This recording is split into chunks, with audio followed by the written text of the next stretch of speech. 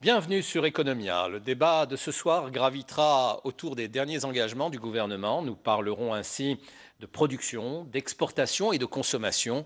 Et nous verrons avec nos trois invités ce qu'il en ressort déjà. Alors, trois invités que je vous présente de suite. Ali Baï Nasri, vous êtes le président de l'ANEXAL, l'association des exportateurs. Vous êtes également consultant économique pour différentes entreprises. Habib Yousfi, vous êtes le président de la CGEA, la Confédération des entrepreneurs algériens. Des entreprises, algériennes. Et je dois dire peut-être le doyen actuel des patrons algériens. Exact. Enfin, le docteur Moustapha Zebdi, vous êtes le président de l'APOS, l'association de la protection des consommateurs et de l'orientation des consommateurs. Voilà, je dois vous dire, chers téléspectateurs, je suis encore tout remué par le précédent débat, celui de mardi dernier, que nous avons réalisé mardi de manière exceptionnelle. Nous avions regroupé deux personnalités, M. Benoîri et M. Boukroh, deux anciens ministres, qui ne nous ont pas annoncé que de bonnes nouvelles. Je vous propose de les écouter tout de suite. La circonstance actuelle. Nous avons une année de fonds de régulation des recettes, les réserves en dinars, à peu près une année, pour un peu financer le déficit. Nous avons à peu près des recettes de l'ordre de 20 milliards de dollars ou moins, sur lesquelles on pourra compter en 2016 pour financer nos besoins en importation qui sont incompressibles. Bon, on essaye actuellement. Une instruction vient d'être prise par le gouvernement, interdire l'importation de rang à béton, de ciment, de voitures, de bois et d'autres produits agroalimentaires. Mais ça va impliquer quoi? Une récession, une baisse de la production, une augmentation des prix, la mise en chômage, etc. La mise en chômage, c'est le mécontentement, c'est les tensions sociales et la criminalité dans les rues. Les gens vont chercher comment se nourrir au quotidien. Donc la crise est là. Le pouvoir a toujours voulu l'ignorer. Il a été au plus facile. Aujourd'hui, même si on raisonne en termes économiques, en fait, le problème se décline. Les solutions doivent se chercher dans la sphère politique. La Banque centrale, comme disait Sinordine, ce n'est qu'un constat. Ils font bien le constat, mais c'est tout ce qu'ils font. Ce constat montre à l'évidence que la crise est structurelle. Elle n'est pas financière. Les mesurettes dont parlait Sinordine, bien entendu. Vous croyez que c'est au peuple algérien qui s'inquiète que l'essence va augmenter de 10 ou 15%, etc., et l'électricité idem. Moi, je les mets en garde et je leur dis dans quelques années, cette crise structurelle laissera un déficit d'une béance telle qu'il entraînera une tragédie, c'est-à-dire le chaos économique et social. Imaginez un déficit de la balance des paiements de 50 milliards de dollars en 2019. Comment vous allez couvrir 50 milliards de dollars quand vous ne trouverez pas 50 millions de dollars sur les marchés? Alors, évidemment, nous ne pourrons plus importer du blé, ni des médicaments, etc., sauf dans un seul cas, c'est-à-dire une dévaluation d'une ampleur tellement grande qu'elle anéantira le pouvoir d'achat de la population et provoquera les rentrées fiscales nécessaires pour payer les fonctionnaires, les soldats, les policiers, les médecins, etc. C'est l'apocalypse. C'est l'apocalypse. Et c'est ce que Sinordine aussi a cherché à dire. Moi, j'essaye de le dire de manière peut-être un peu plus passionnelle. Mais ce qui nous attend, je vous assure, que c'est le chaos économique et social. Et c'est ce que je disais en 2013, lors de ma campagne électorale. Si nous ratons l'échéance de 2014... Et si nous allons à 2019, nous aurons gaspillé 1000 milliards de dollars, c'est-à-dire tout le potentiel de développement du pays. Nous sommes fichus. Voilà, nous sommes fichus. Alors, vous avez vu ce débat tout comme moi. Moi, j'y vais pas. Et pourquoi j'y étais. Mais alors, qu'est-ce que vous en avez pensé? Ces déclarations, on parle de chaos, d'apocalypse. C'est des éminentes personnalités que je respecte beaucoup, notamment je connais bien M. Boukroh, donc l'ancien ministre du Commerce. Et je pense, c'est un débat qui a l'avantage donc d'être un peu trop réaliste, mais je le pense quand même, surtout M. Benoîri, il a poussé le bouchon un peu fort. C'est vrai que l'état des lieux n'est pas brillant. Ce qui a été attendu est venu.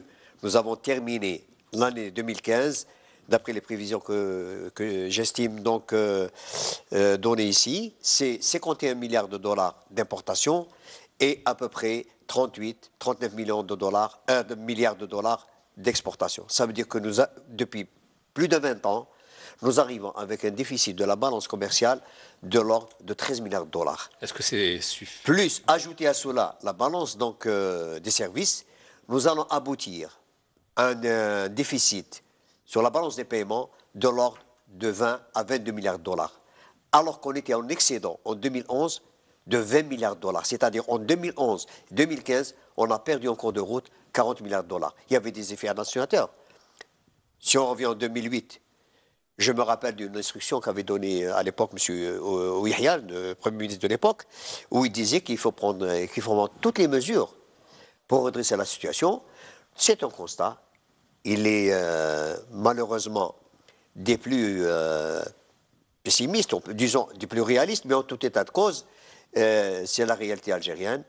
On paye le prix d'une non-gestion et d'une absence de prospective absolument totale. Habib Youssfi, la situation est aussi grave que ça? Oui, j'ai eu le plaisir d'écouter, évidemment, n'est-ce pas, deux éminentes personnalités algériennes que je connais très très bien, M. Aboukroh, ex-ministre, et M. Bernouari, un financier de talent que j'apprécie d'ailleurs. Donc, les analyses qu'ils ont faites sont des analyses correctes, vraiment correctes, avec des perspectives, certes, douloureuses pour le citoyen algérien, mais je crois que j'aurais souhaité entendre de leur part les modalités de sortie de crise. Et ça, c'est très, très important parce que nous sommes en plein dans une crise. Ils ont évoqué les modalités de sortie de crise, mais ils les ont placées au niveau politique. Uniquement politique, moi je voudrais aborder le problème sur l'aspect économique, si vous le permettez. Donc, par conséquent, j'aurais vous souhaité... Mais moi, j'aimerais vous entendre aussi sur le plan politique. Est-ce qu'aujourd'hui... Je pourrais peut-être vous donner mon opinion sur cet aspect du problème. Mais toujours est-il que sur le plan économique, il y a des potentialités qu'il va falloir naturellement prendre en charge, qui vont nous permettre, de toute façon, nous sommes contraints de passer par une prise en charge de cette situation, que vous le vouliez ou non. Donc nous devons absolument prendre en considération ce que nous avons comme potentialité interne. Deuxièmement, vous avez évoqué la problématique politique. Parfait. Je voudrais vous répondre sur cet aspect du problème. Peut-on considérer qu'il y a eu une mauvaise gestion? Peut-on considérer que pendant les périodes fastes, évidemment, nous aurions pu nous déconnecter, évidemment, des recettes des hydrocarbures?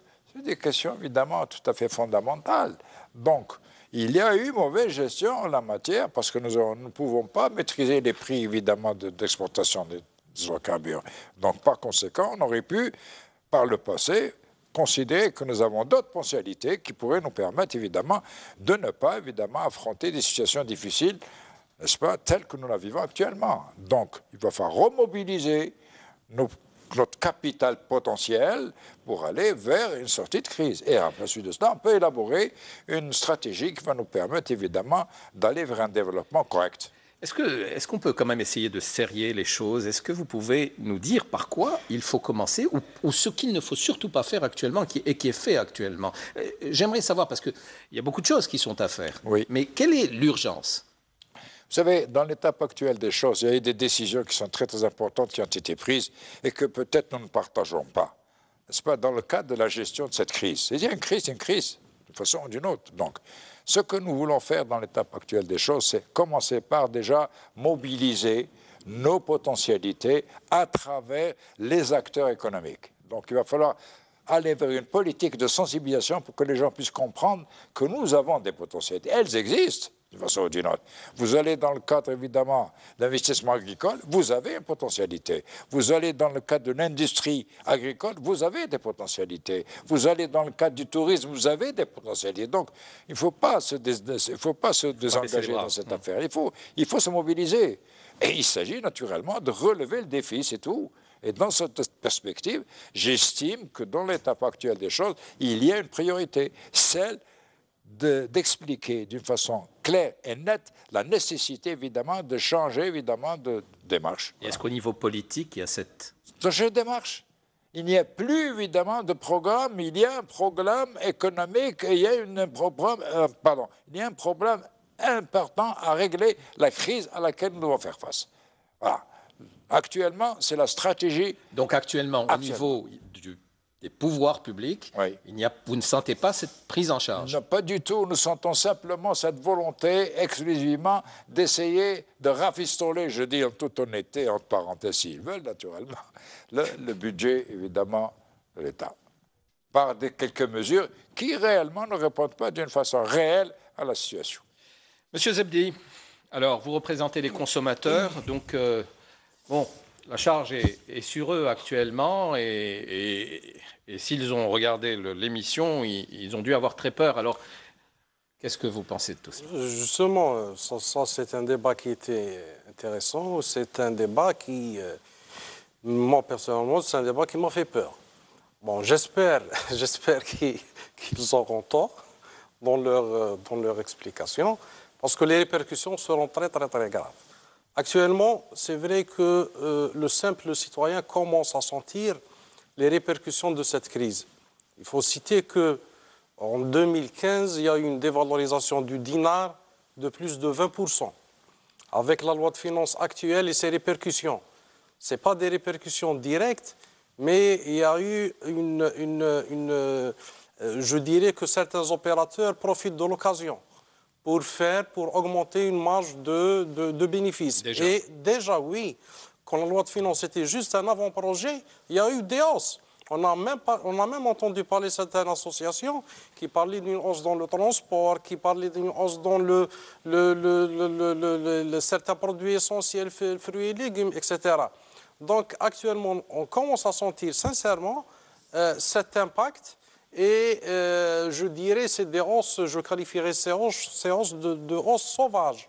Pourquoi? Parce que ça commence à se sentir réellement et ça commence à toucher tous les secteurs de consommation, que ce soit produits ou que ce soit même certains services. Donc je pense que c'est une période qui est assez difficile pour le consommateur. C'est une période où le consommateur a besoin d'être rassuré en toute sincérité, que les choses soient expliquées de manière simple et directe. Si on est vraiment dans une crise, il faut le préparer, parce que là, on est en train d'entendre un double discours. Là, oui, c'est gérable, et de notre part, c'est une crise importante, il faut s'attendre au pire. Sincèrement, je pense qu'on est un petit peu perdu. On doit se repositionner pour savoir qu'est-ce qu'il y a de faire ou au moins de se préparer. Moustapha Zebdi, vous parlez du terrain, donc des commerces de rue, donc les prix qui augmentent.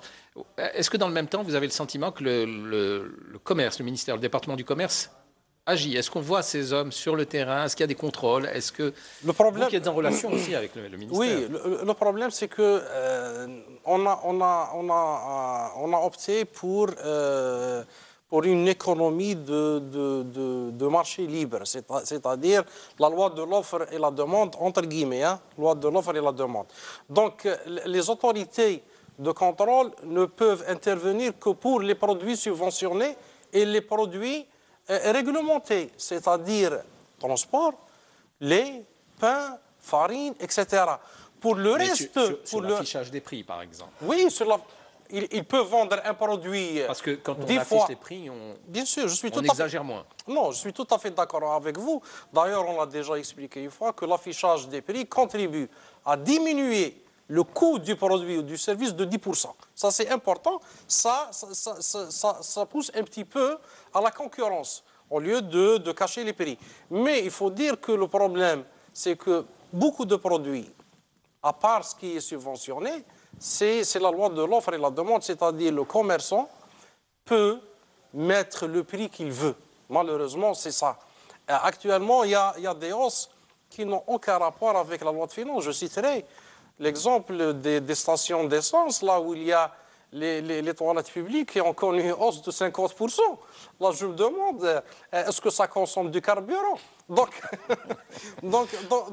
il faut un petit peu recadrer les choses, même si l'autorité publique, en dehors de ce qui est réglementé, doit intervenir, je pense qu'elle doit intervenir. Alors on va parler d'actualité pour les consommateurs. Donc on vient d'apprendre que tous les textes sont passés, ont été publiés au journal officiel en ce qui concerne le crédit à la consommation. Alors c'est une bonne ou une mauvaise nouvelle pour les téléspectateurs, pour les sincèrement, consommateurs. on était pour ceux qui défendaient ce décret et qui étaient très ouverts à l'idée de booster tout ce qui est produit national. Il faut juste rappeler que l'avant-projet parlait d'un taux d'intégration de 40%. Et ça a disparu. Justement, ça a disparu. Là, on est un petit peu, je dirais qu'on n'est plus dans cette même démarche, qu'on n'est plus on se rétracte un petit peu, en toute sincérité. Et il y a autre chose, le temps de lancement de ce crédit. Là où on est en train de vivre une baisse du pouvoir d'achat, une hausse dans les prix, je pense que les familles algériennes vont songer 2 fois avant de se lancer pour l'octroi de ce crédit, parce qu'on ne sait pas comment que les choses seront dans quelques semaines. Est-ce que cette hausse va se stabiliser? Est-ce qu'il y a d'autres hausses? Parce que là, ça va devenir une gestion de la vie de tous les jours. Alors, Ali Bey Nasri, Oui.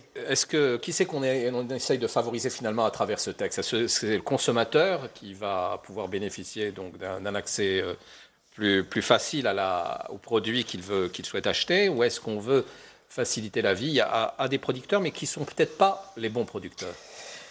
Écoutez, vous savez qu'à l'origine, ce crédit à la consommation était destiné justement à aller vers une consommation du produit national. Ça, c'est extrêmement important. Ça donnait donc du travail donc, à nos producteurs. Dans une seconde phase, c'était donner en quelque sorte un certain confort aux ménages. C'est-à-dire quelqu'un qui se marie ou une famille qui a besoin donc d'une machine à laver, d'un réfrigérateur, d'un téléviseur, puisse en disposer. Quand on a vu la liste, c'est autrement différent parce que ça va de l'appareil photo au caméscope, au téléphone, donc c'est un peu de tout. Mais je pense que... Autant dire que c'est des produits où le taux d'intégration est nul, ou quasiment nul. Pratiquement. Dans certains secteurs, il peut atteindre quand même un niveau peut-être assez élevé. Mais en tout état de cause, c'est pas ça l'essentiel du problème. Moi, je pense que si on veut vraiment aider la production nationale, il faut voir quelles sont les difficultés auxquelles se confrontent. Pourquoi ne pas envisager pour relancer? Parce que l'objectif qui est visé, si on veut donner du travail aux producteurs, c'est de lever toutes les contraintes qui s'opposent à lui. C'est d'essayer au maximum que l'État se désintéresse ou renonce aux droits de douane, renonce à la TVA. Il faut absolument enlever toutes les contraintes qu'il y a aux producteurs pour leur donner de la compétitivité. Parce que ce que nous manque, nous, en Algérie, fondamentalement, c'est valable pour le marché national comme pour l'export, c'est ce manque de compétitivité qui est dû à la faible valeur ajoutée que nous avons chez nous. Et je pense que l'État, dans une première phase, le crédit à la consommation, ça va tirer aussi l'importation. Parce que nous sommes malheureusement, nous n'avons pas de valeur ajoutée. Donc on va tirer encore vers des produits qui sont, à mon avis, peut-être superflus, on va tirer encore la consommation.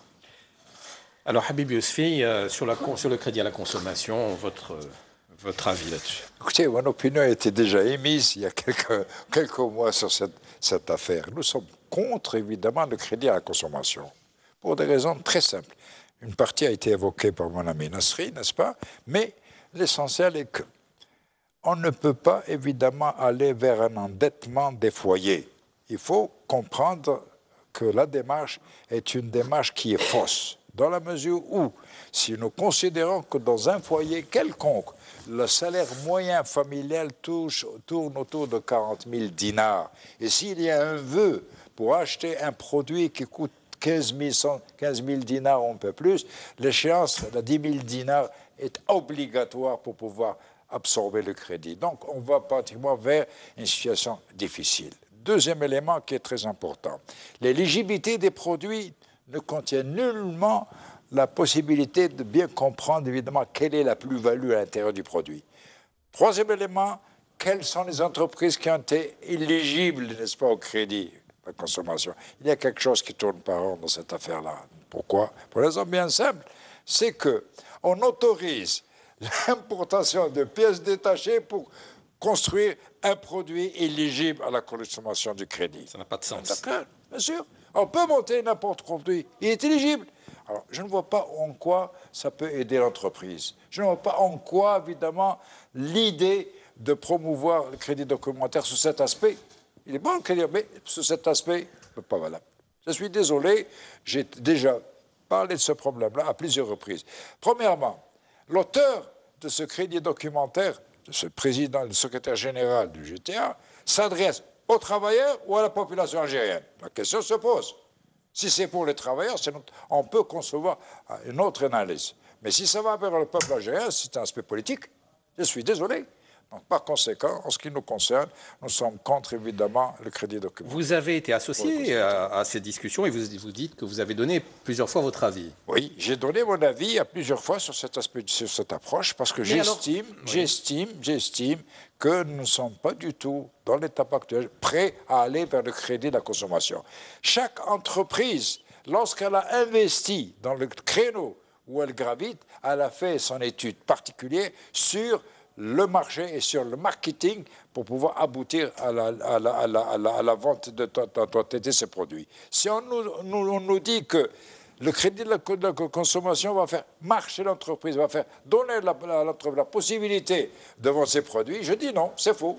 C'est idiot parce que voilà, là, le problème se pose autrement. C'est un peu l'objet de cette émission, c'est de mettre le doigt sur ce type d'incohérence. Et moi, j'aimerais comprendre. Les gens, vous l'avez dit en plus, c'est-à-dire ce sont des gens qui sont au gouvernement, qui sont dans les administrations et qui savent cela. Pourquoi continue-t-il alors à partir dans ces dérives-là? Écoutez, peut-être c'est une supposition dans laquelle qui peut être tout à fait fausse. On a voulu autant que possible, évidemment, calmer, évidemment, un front social qui, de temps en temps, bouge avec une procédé. Peut-être, je dis peut-être, ce n'est pas une réalité, mais peut-être, ça va dans ce sens-là. Monsieur Nasri. Et moi, j'ai une lecture différente, parce que, justement, c'est ce temps auquel on n'accorde pas d'importance chez nous. Ce crédit à la consommation a été déjà pensé en 2013, puisque le groupe de travail donc s'est enclenché en janvier 2014. À une époque, en 2013, on était en excédent financier. Donc l'approche maintenant est totalement différente. Les données qui ont présidé, les données macroéconomiques qui ont présidé à la mise en place de crédit n'existent plus. C'est ça le drame chez nous. On n'apprend pas de nos erreurs, on ne fait pas de prospective et on se plante. Actuellement, on est dans un autre cas de figure. Nous sommes actuellement dans... Mais alors il faut plaider l'incompétence à ce moment-là, c'est de l'incompétence. C'est, disons, je n'irai pas jusque-là, mais en tout cas, il y a cette impuissance chez nous. Ou alors, à se projeter. Dites-moi quelle est l'Algérie de 2030. Dites-moi. Quand on est, je vous ai dit, en 2013, c'est que nous avons une administration que je respecte beaucoup. Je travaille avec beaucoup de cadres supérieurs au niveau des ministères. Malheureusement, au niveau de ces ministères, peu de gens travaillent. On les accable.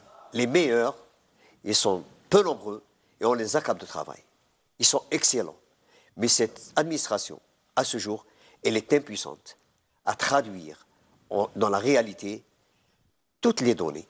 Et je vous ai dit, dans le domaine, je peux citer le domaine de l'export, je peux citer toutes les résolutions des tripartites, toutes les recommandations, issues donc du monde du travail, issues de la société. Où est-ce qu'ils sont? Où est-ce qu'ils sont ces résolutions, ces recommandations?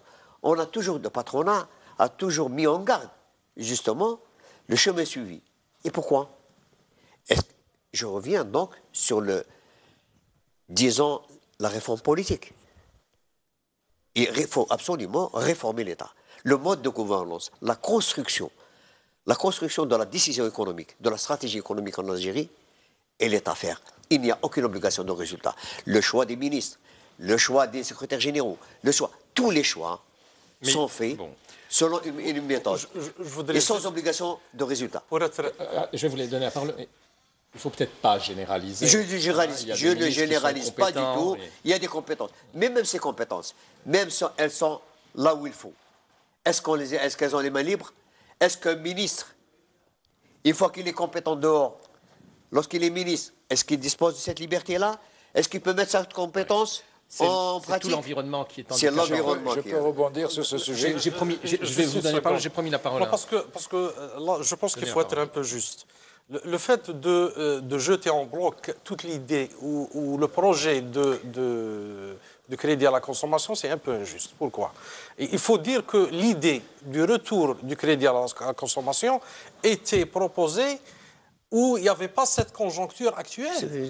Voilà, il n'y avait pas cette conjoncture actuelle. Et c'était pour, dans le premier but, c'était pour booster un petit peu l'économie nationale. C'était pour promouvoir le produit algérien. Donc je pense que tout le monde était partant, que tout le monde était d'accord. C'est vrai, nous, en tant qu'association, on avait... Ah, vous n'étiez pas d'accord, ok. Nous, en tant qu'association, c'est vrai qu'on avait quelques réserves. Bon, je citerai le cas du taux d'intérêt, le taux d'intégration, par exemple, où on voulait qu'il y ait un taux d'intégration très important. Actuellement, le décret est prêt, le projet est lancé. Nous, ce qu'on dit comme association de défense consommateur, c'est vrai qu'il y a des choses qui ont changé dans ce projet. Le taux d'intégration, je citerai. C'est pour cela qu'on a fait des appels aux ménages algériens de un petit peu temporiser et de voir leur situation, si elle sera favorable par rapport à l'octroi de ce crédit. D'accord. Vous avez fait des appels envers les ménages, mais envers les autorités, parce que vous avez fait des appels, vous aussi. Bien sûr. Pour alerter sur les incohérences de ce crédit à la consommation. consommation. C'est vrai. Nous, on n'a pas été sollicités, en toute sincérité. Mais il faut vous montrer, mais c'est à vous de... Il y a un autre organisme qui a été impliqué dans ce débat-là. Nous, on n'a pas été sollicités. Mais on a toujours exprimé nos demandes et les frustrations et les exigences du consommateur algérien. Habib Yousfi. Je voulais rebondir sur un problème de crédit de la consommation, c'est très important.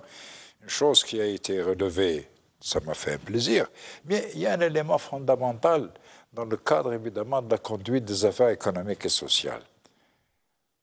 Les pouvoirs publics sont allés constamment vers des consultations à travers les tripartites. Tripartite, évidemment, ça permet notamment de résoudre pas mal de problèmes, ou du moins d'écouter les représentants des travailleurs et les représentants du patronat, naturellement, des acteurs sur le plan économique. Mais le gros du problème, où est-il? C'est que, sur le plan pratique, avons-nous été consultés en matière de loi de finances? Avons-nous été consultés en matière de crédit à la consommation? Rien, absolument rien. Donc, cette notion ou cette habitude de prendre des décisions, je ne dirais pas unilatérales, nous ne sommes pas là pour essayer de partager le pouvoir avec le pouvoir public, ce n'est pas notre souci. Notre souci, c'est d'essayer de comprendre la démarche, évidemment, des pouvoirs publics en général quand il s'agit de décisions importantes. Est-ce que vous la comprenez? Et ça, c'est la problématique qui se pose sous cet angle-là. C'est pour ça que nous disons non, nous ne sommes pas d'accord. Voilà.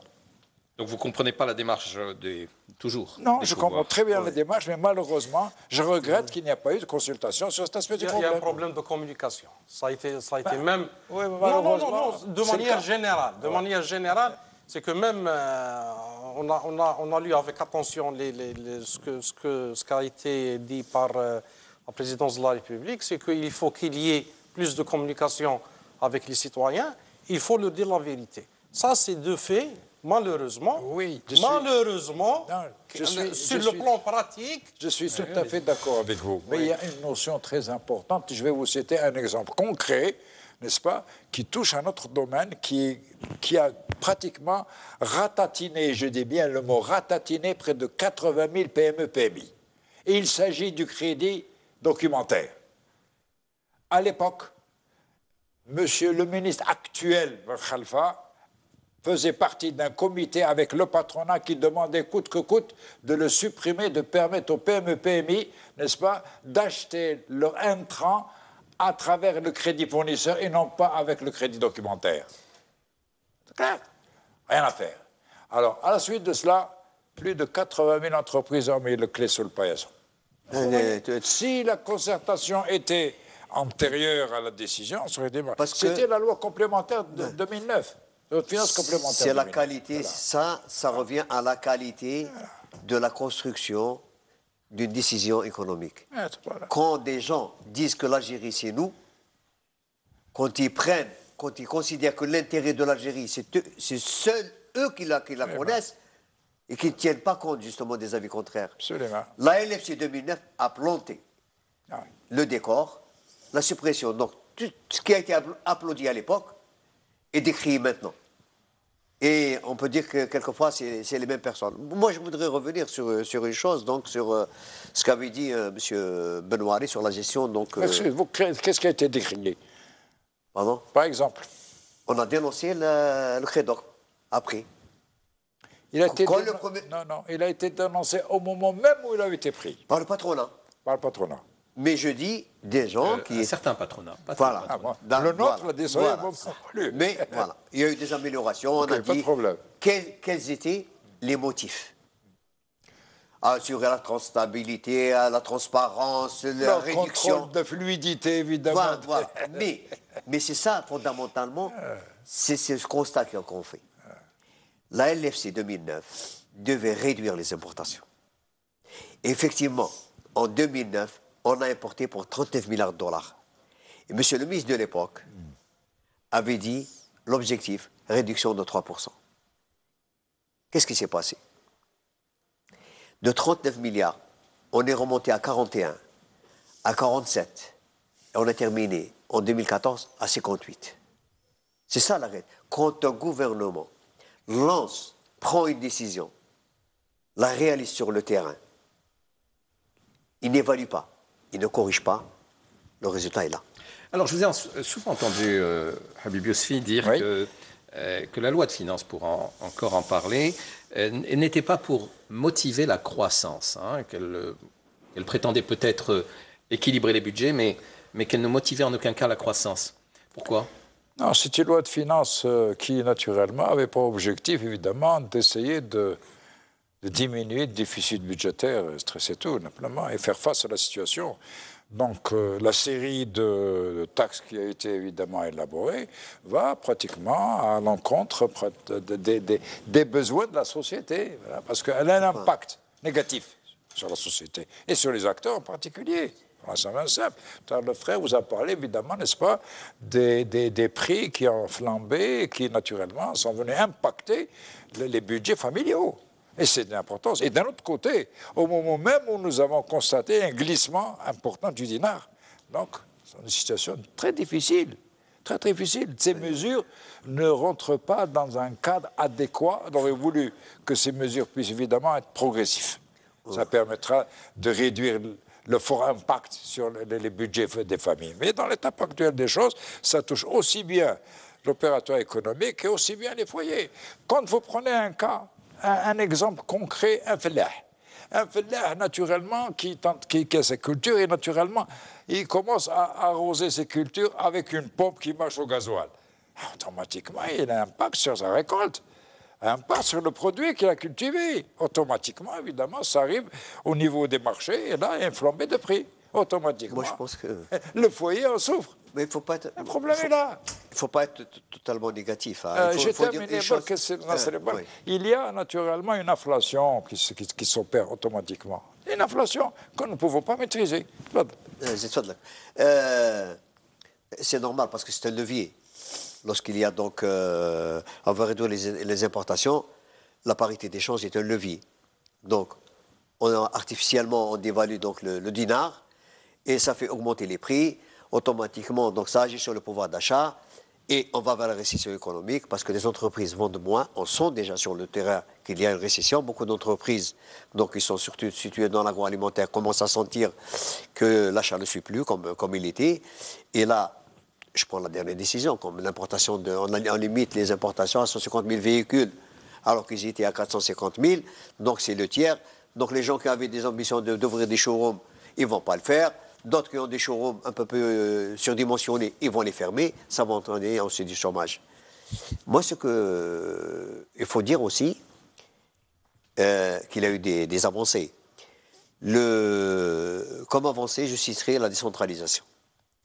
Je pense que la gestion du foncier, et foncier industriel, l'investissement d'une manière générale, le fait de décentraliser vers les Wali, je pense qu'il y a eu des décisions assez audacieuses à ce niveau-là. Est-ce qu'on a des premiers résultats à ce niveau? Oui, il y a beaucoup de promoteurs qui accèdent au niveau donc des Wali, aux différentes régions d'Algérie. Donc il y a du concret, il y a des ouvertures concrètes. Mais justement, l'État c'est quoi? L'État en principe doit être constructeur d'attractivité. L'État doit être accompagnateur, facilitateur. Il ne doit pas gérer ça. L'État, moi je pense, que la seule, disons, solution actuellement, c'est qu'il se retire de toute la gestion économique. Il revient vers les secteurs stratégiques, plus d'autorisation. Laissons le marché et les acteurs. Libérons l'acte d'investir. Libérons les entrepreneurs. Libérons les Algériens. C'est ça, finalement. C'est nous avons donc le seul taux de croissance qui sont toujours positifs, c'est le taux de croissance de la bureaucratie et le taux de croissance de la corruption. C'est les seuls qui sont donc dans le sens positif. Mais tout le reste, il faut voir. Monsieur Nassali, il y a un truc là où je ne suis pas tout à fait d'accord avec lui. C'est quand il parle, bon, c'est vrai que tout le monde a une vision, chaque économiste peut interpréter les faits de sa manière, chaque économiste peut taper l'autre sur l'autre, etc. Mais la réalité de la chose, c'est que c'est le simple consommateur, c'est le simple citoyen qui est en train de subir. Secondo, quand vous parlez, vous avez cité l'exemple des véhicules, et on pense, comme organisation, on maîtrise bien le sujet des véhicules, c'est que, d'après ce que j'ai compris, vous n'êtes pas pour la baisse de l'importation des véhicules. J'ai pas de la récession. Non, vous avez parlé de 450 000 véhicules. Actuellement, voilà. Il n'y aura que 150 000. On va débaucher. Je vais vous dire une chose, monsieur Nassali. Moi, je suis pour l'importation de 0 véhicule. Pourquoi pas? Voilà. Il faut donner du travail aux Algériens, c'est pas question de travail. Avec l'importation de véhicules, quelles sont les richesses qu'on est en train de créer, monsieur Nassali? On ne crée rien du tout. C'est vrai. On emploie combien? On emploie combien dans le secteur? Ceux qui sont employés, je suis tout à fait d'accord avec eux, ils seront lésés. On n'emploie pas énormément non plus. Il faut voir maintenant le. Je ne connais pas le chiffre. L'équilibre Je ne connais pas le chiffre. Monsieur Nassali, vous voulez. C'est pas le secteur. Puisque vous avez cité comme exemple, je suis en train d'en parler. Il faut être un petit peu. Il faut qu'on soit conscient de la gravité des faits. Oui. C'est que actuellement, même avec 150 000 véhicules, c'est trop. Nous, ce qu'on a demandé, c'est qu'on ouvre les portes aux particuliers, s'ils veulent apporter leur véhicule, pourquoi ne pas lever l'obstacle sur l'importation de véhicules de moins de 3 ans. Vous savez combien que le Trésor public va c'est 0 $ ou 0 €. Donc il y a d'autres moyens, au lieu de dire que là on a baissé, il y aura du chômage. Mais je pense qu'il y a des produits qu'on doit les bannir de l'importation. Moi, ce que je dis, c'est vrai ce que vous dites. On a supprimé l'importation sans paiement. Moi, dans une rencontre, j'avais dit autorisons l'importation sans paiement. Et dans tous les cas de figure. Pourquoi? D'abord, on va pomper un peu cet excédent de devise qui est de l'autre côté. Et là, je vais ramener une usine. Une usine que je vais payer avec mes deniers de l'autre côté. J'ai de l'argent de l'autre côté. Je suis résident algérien ou non-résident. Je ramène. On vous dit non. Il faut que vous la payiez d'ici. Nous sommes le seul pays qui interdit l'importation sans paiement. Tout type de produits. Véhicules ou usines. Quelqu'un qui ramène de la richesse. Il faut le voir les textes. Il y a des gens, il y a des Algériens qui ont des moyens de l'autre côté, qui veulent ramener des usines. On leur dit non. Vous devez venir ici, consommer le dinar. Et consommer de la devise. S'il y a lieu de revoir les textes, il faut les revoir. C'est un non-sens économique. Mais dans le sens... C'est le Conseil de la monnaie du crédit qui interdit l'importation sans paiement. Il faut qu'on arrête de tout importer. On importe tout. Tout et rien. On importe tout, monsieur Nassali. Je sais. Ça, on l'a dénoncé. Donc, il faut mettre fin à ça. La conjoncture actuelle ne nous permet pas de se permettre un luxe. Moi, je vous dirais, si j'avais l'autorité, il y a des marques de véhicules que j'interdirais qui circulent en Algérie. Celui qui veut s'offrir un luxe, un véhicule de luxe, une Porsche, il n'a qu'à l'acheter de son argent personnel, pas de l'argent du Trésor public. Par exemple, on est en train... Vous avez entendu le débat de la semaine passée. Là, on a peur qu'il vienne un jour, on ne trouve même pas de quoi acheter du blé. Mais justement, c'est cette gestion. D'abord, il a parlé de la gestion du stock, de ce qu'on appelle le fonds de régulation des recettes en devises à l'étranger. C'est un fonds qui est en train de fondre comme neige au soleil. OK. On était en 2014 à 194 milliards de dollars. On ne sait pas combien, peut-être à 120, on a dû consommer 60 milliards de dollars. Cette année, on va consommer encore 20 milliards. Alors, nous avons ce que j'appelle, moi, donc un trésor de guerre. Je le destine à quoi? Est-ce que je le destine en partie à substituer l'importation, c'est-à-dire mettre les sous là où demain ou après-demain, j'aurai moins d'importation? Oui. Et nous avons malheureusement, je ne conteste pas, les licences d'importation, elles sont venues, elles sont là. C'est une conformité, c'est-à-dire on se défend selon les normes internationales, notamment celles de l'OMC. Mais en tout état de cause, nous avons une vision défensive qui n'est... Est-ce que vous avez le sentiment que ça va assez vite? Parce que justement, effectivement, quand on voit, on n'a pas l'impression que les freins à l'importation sont là encore, parce que tous les produits sont là, se déversent quelquefois des produits qui n'ont pas de sens sur ce marché. Et on n'a pas l'impression qu'il y ait d'urgence. Alors que quand on voit les chiffres de la Banque d'Algérie, on voit l'urgence. Oui, écoutez, d'abord, je vous dis une chose, il y a ces licences d'importation, on peut faire ce qu'on veut avec. On a ciblé des produits. Je laisse le choix méthodologique des critères. Nous, on l'ignore. On dit qu'il y a une production nationale. Je connais un peu la fiabilité des statistiques en Algérie. Donc, à ce sujet-là... Justement, sur ce plan, Habib Youssfi, sur la méthodologie, sur les produits qui ont été mis en avant pour les contingentements... Écoutez, la méthodologie qui a été mise, elle est tenue compte, évidemment, n'est-ce pas, de certaines entreprises structurées dans certains patronats, pour être plus clair. Voilà, c'est clair. Moi, je ne vois pas en quelque sorte qu'il y a peut-être deux entreprises concurrentes qui se trouvent dans deux structures patronales différentes. On a pris un, on a laissé l'autre. Le problème est là. Moi, je pense que connaître un peu quelques critères. Hein. Donc, les critères dont j'ai entendu parler, d'abord, il y a la moralité fiscale de l'entreprise, l'intention d'investir et ce qu'on appelle le compte d'échange traditionnel pour les licences. Hein. Maintenant, le choix. On a dit que le ciment, on a une production, c'est 2 millions, 1 million. Le rang en béton, c'est X, 152 000 véhicules. On peut dire n'importe quoi. On peut dire n'importe quoi. Maintenant, le débat est autre.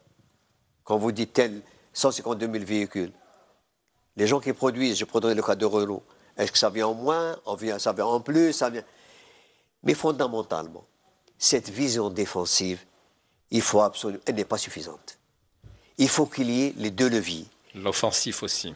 Absolument. Et l'offensif, vous savez qu'on va le trouver. Qu'est-ce qu'on peut faire pour l'offensif? Pour l'offensif? Oui. Parce que je crois qu'on est en perte d'idées, en tout cas. Alors, pour l'offensif, tout simplement. À moins d'aller sur les secteurs que vous avez visés tout à l'heure, l'agriculture, le tourisme.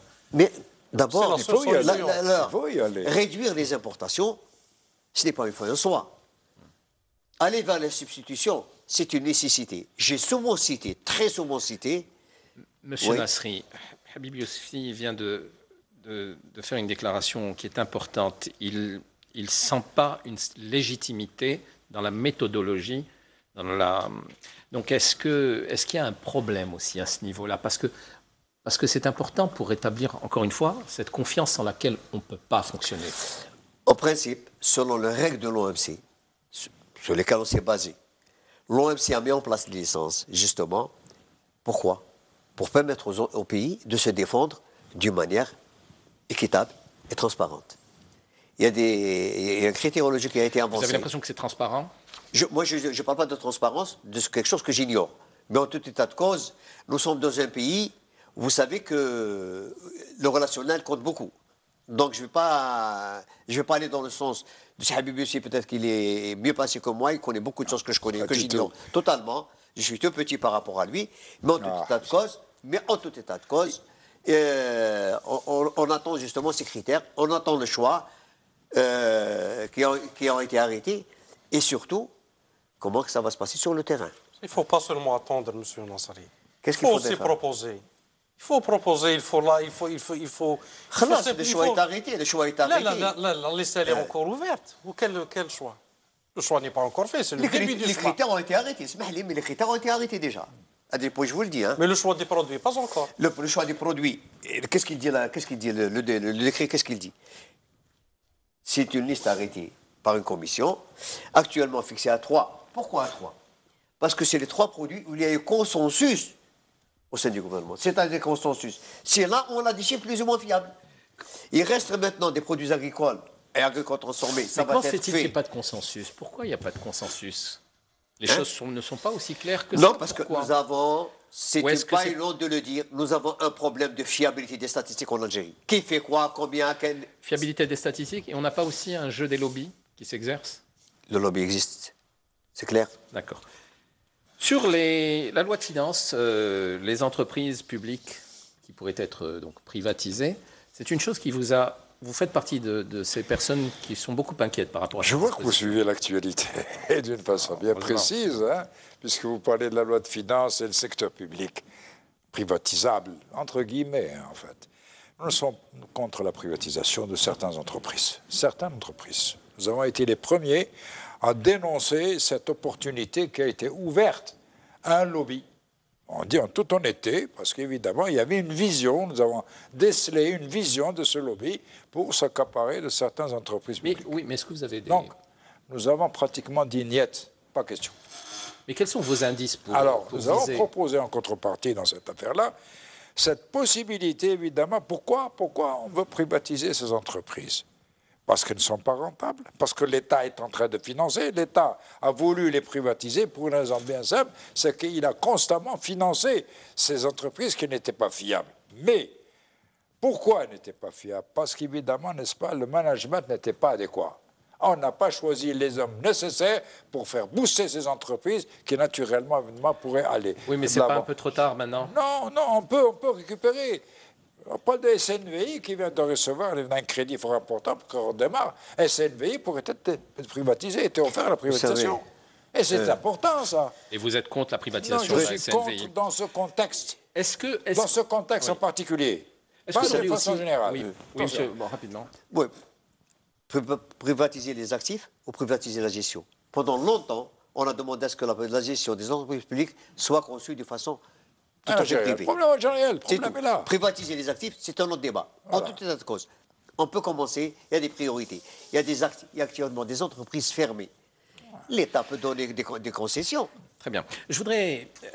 un autre volet de l'économie qui est important, c'est la question de la représentativité. Vous parliez tout à l'heure de la tripartite, la représentativité patronale, la représentativité syndicale des travailleurs. Est-ce qu'on est au point de ce point de vue-là?